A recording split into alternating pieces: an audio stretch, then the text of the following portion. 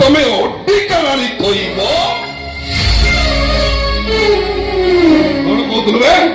ଇଏ ତତେ ତୁଳସୀ ତୁଳସୀ ବାସୁଛି ପାଠ ବେଶକୁ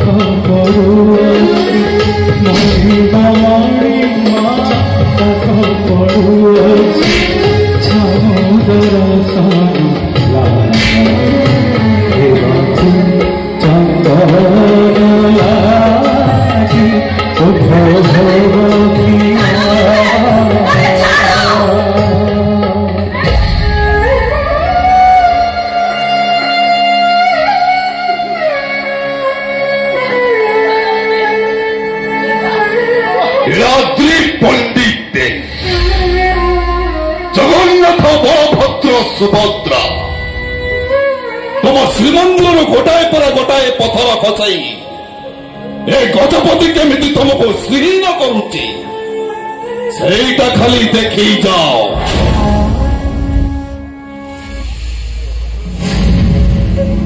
आउ टिके परे ए घर को तुम बड़ बहु आसीबो माने बलरामर स्त्री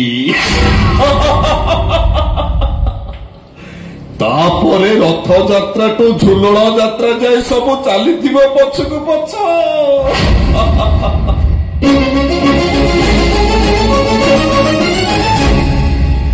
दिने सुधमूल कर सुझी खीरी हंगारे चेनी बदले लुण पर मत जो बदनाम कलु ता फल एबे पाइबु मो मन मानी देखिबु ए गोथा तो मुह को मारिबु सब ठीक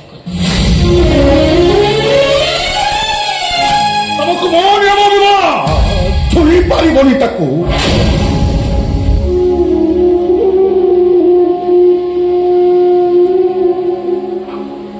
केते माइले मो छोटा आउसी दबाको लोक अछि ते दुष्ट लोक के संगे काहे की लागुतलु रे दुष्ट लोक माने संगे के लागंतेनी मा और दुष्ट लोक माने अन्य मानक संगे सब बेले लागंती रावण संगे के लागिथिला कंस संगे के लागिथिला असुर प्रकृति जहार सियोटे शत्रु जगतर खेलाउ थाए खळ मन साधु को दिए अपमान मारंतु मारंतु से माने सबल आमे दुर्बल से मानकर सबु अछि आमर तो किछि नाही से मानकर समस्त अछंती किंतु आमर तो केही ना केवल केवल जगन्नाथ आमर अछंती मा केवल जगन्नाथ आमर अछंती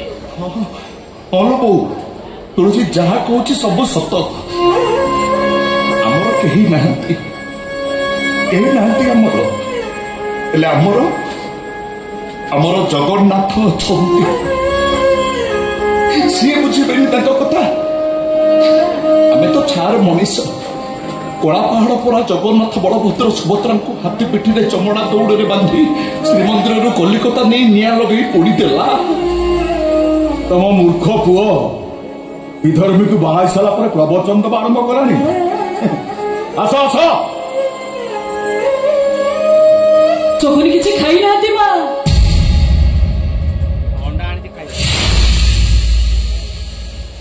खाइली खाइले कोन भाई तते कोन रोसी आसेनी कि आसे आसे बाबू सेबा अबिकल तोरी भलिया रोसई करूची ताले खाइलु कोन भाई मु रोसी करबा को जाउथिली मा मते कहिले तू आज आ रोसी करना आज मो भाई रो बाहाघर मो भाई बड़ हो जाई सारिबा परे बो निश्चय आम पाई लुचाई लुचाई खीरी पिठा मिठा तरकारी पूरी केते कोण आनेबो आ तापरे तो घरे निया लागी गला लखीची तम पे ପାଇଁ ଖାଇବା ରଖିଛି ରେ। ଖାଇବା ଦେଇକି ଆସୁଥିଲି, ଦେଖିଲି ଘରଟା ଜଳୁଛି, ସେଇଥିପାଇଁ ରହିଗଲି। ରୁହ, ମୁଁ ନେଇ ଆସେ, ଖାଇବା ନେଇ ଆସେ। ମୋ ଘରର ଖାଇବା ସେମାନଙ୍କୁ ଦିଆଯିବନି ବିମଳା। କୀଟ ପତଙ୍ଗ ତରୁଲତା ସଭିଙ୍କ ତୁହି ଅନ୍ନଦାତା। ଯେଭୁଞ୍ଜେ ଯେମନ୍ତ ପ୍ରକାର ତୁ କରୁ ବ୍ୟବସ୍ଥା ତାହାର। ନଛୁଇଁଲ ନାହିଁ ମା, ନଛୁଇଁଲ ନାହିଁ। ଉପର ହାତର ଦେଲେ ମୁଁ ତଳ ହାତରେ ମୋ କାନି ପତେଇ ନେଇଯିବି। ଅନୁଭବ, ତୁ ଯେମିତି ଅଛୁଆଁ ଲୋକମାନଙ୍କୁ ଉପର ହାତ କରି ଟେକିକି ଦଉ, ଆମକୁ ସେମିତି ହାତ ଟେକି ଦବୁ।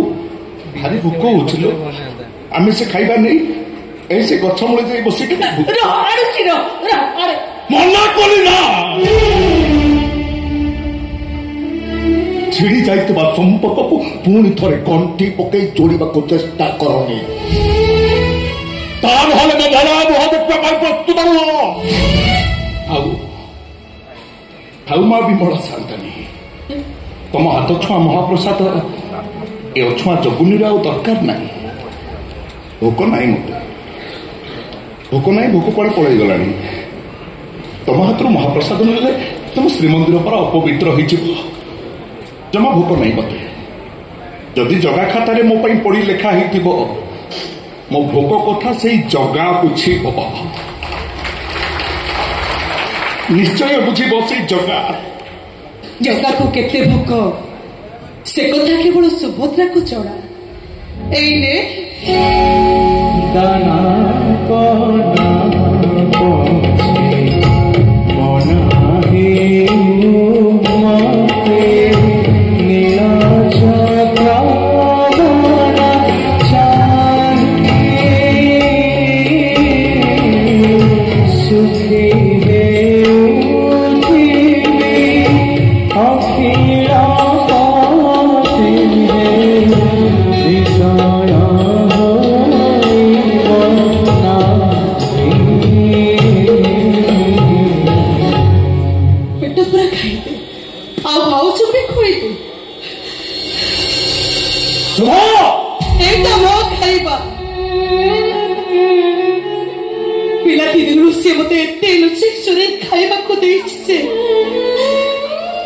ସେତିକି ଏ ଜନ୍ମରେ ଖୋଇବାକୁ ମୋର କମ୍ ପଡ଼ିଯିବ। ନନା ଖା, ସେଇ ବସି ଖାଇଦେ। ଆଉ କଣ ମୋରି ଆଖି ଆଗରେ ମୋ ଛୁଆ ଦିଟା ଭୋକ ଉପରେ ମରିବେ? ପରଝିଅଟା ମରିଯାଉ ବୋଲି କହିପାରିବିନି, କୁଳାଙ୍ଗଟା ମରିଯାଉ ବୋଲି ସକାଳେ ସଞ୍ଜେ ମୋ ଦିଅଙ୍କ ପାଖରେ ମୁଣ୍ଡିଆ ମାରୁଛି। ସେମିତି କୁହନ୍ତୁନି ବଡ଼ ପଣ୍ଡିତେ। ମୁଁ ଜମା ଏକା ମରିବିନି। ମୁଁ ଜାଣିଛି ମୁଁ ମରିଗଲେ ଅନ୍ୟମାନେ କେମିତି ମୋ ତୁଳସୀକି ହଇରାଣ କରିବେ। ସେଇଥିପାଇଁ ଆମେ 2 ଜଣ ବା କଥା ହେଇଛୁ, ସାଙ୍ଗ ହେଇ ବଞ୍ଚିବୁ, ସାଙ୍ଗ ହେଇ ମରିବୁ। ଏ ଦେଖୁନୁ, ଏବେ ବି ତା ମଥାରେ ଓଢ଼ଣୀ ସେମିତି ଅଛି। ଯୋଉଦିନ ତା ମଥାରୁ ଓଢ଼ଣୀ ଖସିବ, ସେଇଦିନ ତୋ ପୁଅ ଜଗୁନିର ଆୟୁଷ ସରିବ।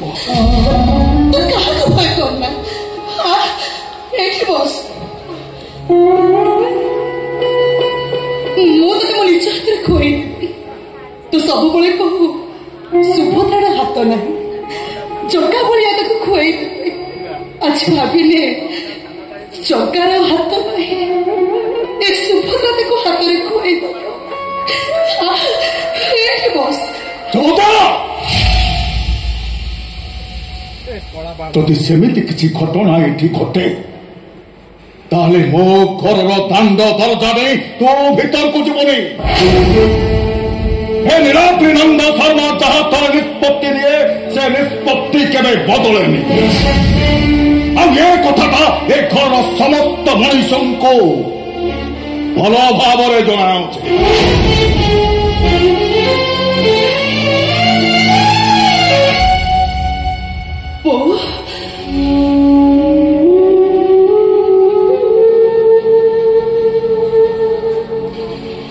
ବଢିଲା ଝିଅ, ତୁ ଘରୁ ବାହାରି ଗଲେ ରହିବୁ କୋଉଠି?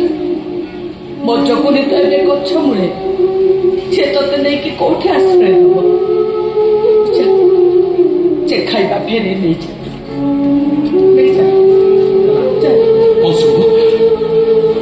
କଥା ମାନେ ସେ ଖାଇବା ଫେରେଇନି।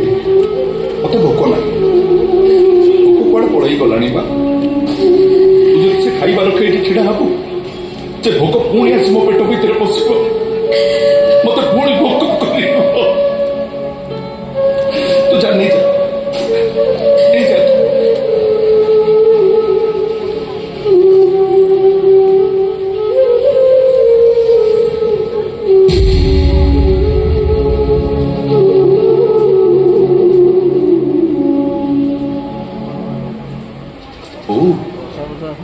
ବାସୁମତୀ ଅରୁଆ ଚାଉଳରେ ଭାତ ରାନ୍ଧିଥିଲୁ ନା?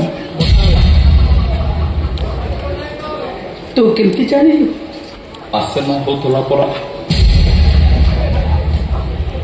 କ୍ଷୀରିରେ ବେଶୀ କାଜୁ କିସମିସ ମିଶେଇଥିଲୁ ନା?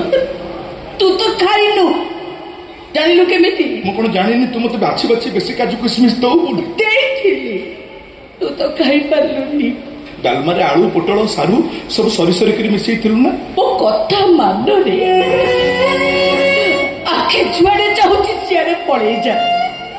ଏ ମା, ତୁ ତ ବହୁତ ପାଠ ପଢିଛୁ, ଡାକ୍ତରାଣୀ। ତୁ ଚାହିଁଲେ କେତେ ଟଙ୍କା ରୋଜଗାର କରିବୁ। ଜଗୁନି ତୁ କେତେ ଭଲରେ ରହିବ। ଏଠି ଓଳି ତଳେ ଗଛ ମୂଳେ କାହିଁକି ପଡିଛ ରେ? ଯା ମା, ଜଗୁନିକି ନେଇକି ପଳେଇ ଯା। ଏ ଘର ଛାଡି ଚାଲିଯିବା ପାଇଁ ମତେ କୁହନ୍ତୁନି ମା।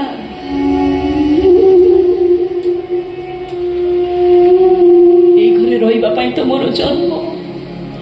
ଏଇ ଜଗୁନି ସାଙ୍ଗରେ ଏଇଠି ରହି ସଂସାର କରିବା ତ ହଉଛି ମୋର ଭାଗ୍ୟ ଲିଖନ।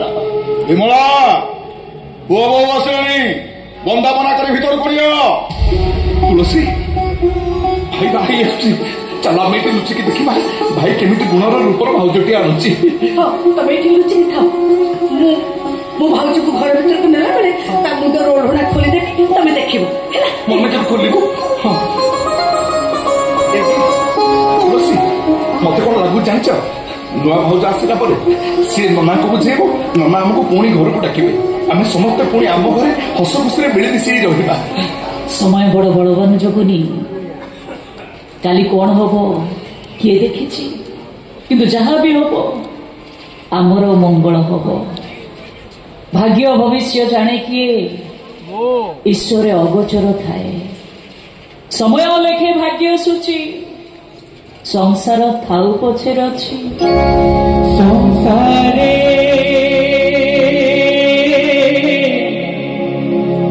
ତୁହି ଏକା ସତ,